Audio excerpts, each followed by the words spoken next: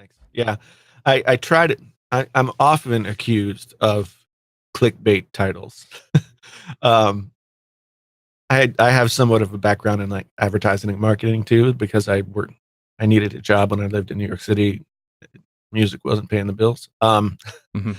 And so I worked as a copy editor and graphic designer and stuff like that in advertising. So one thing I know is that you've got to have those titles that draw people in. And so one man's clickbait is another man's like really saleable title, you know? So Well, I think the term clickbait is such nonsense 95% of the time that it's thrown around. If it was titled, Is Apple Dying? And then you just said, Apple's the best thing ever, maybe. Right. But you were actually addressing the question that you posed in the title. Right. So, in my opinion, that's not clickbait. I Yeah. don't think clickbait is inherently a negative term because what is everybody on YouTube trying to do? Or I should say, most people on YouTube Right. trying to do?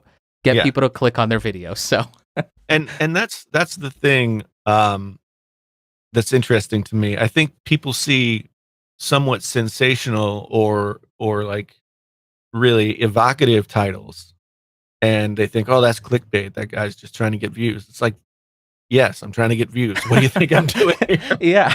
You know, but clickbait itself, like the true definition of clickbait is you have something in the thumbnail or something in the title that says the video is supposed to be about whatever it is, and then you get in the video and that's not included. That's clickbait.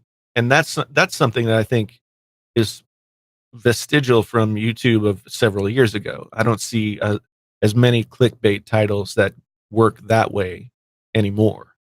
So because I think YouTube has gotten better at recognizing with their algorithm what the title is, what the video contains, and then they can use their analytics to sort of catch those things out, so people don't do it as much anymore.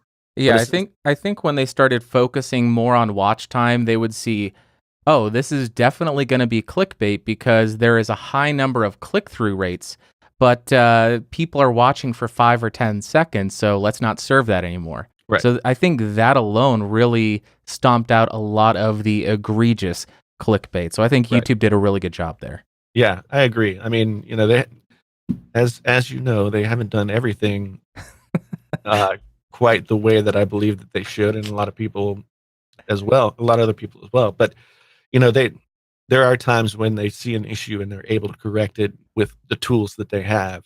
So I mean, people can say clickbait, but I try and get an evocative title that's going to make people interested enough. I try to pair it with a thumbnail that's engaging and see what happens. You know, if I was still doing almost exclusively review videos, then, you know, blankety blank review would be a fine title, I guess. But That's how I approach mine. right. I could get a lot more clicks and a lot more exposure if I said, you won't believe what this microphone does, or this is the best microphone ever. Question mark. But people aren't going to be, the people I want to reach aren't going to be searching for that. They're going to be searching for SM7B review. So I Right. want them to be able to find the information, which is why I started it. So, Right. Yeah. I mean, even when I was doing the reviews, after a certain period of time, I started in the thumbnails kind of trying to be sensational, mhm. just to draw people in. And I think that's part of what helped people draw themselves into the smartphone videos in the first place. So, but I you know, it's like, it's one of those things where you do what you think you need to do in order to like reach an audience, but I have no idea how to bottle that and sell it or even use it myself. I try and recreate the situation, but it doesn't always work.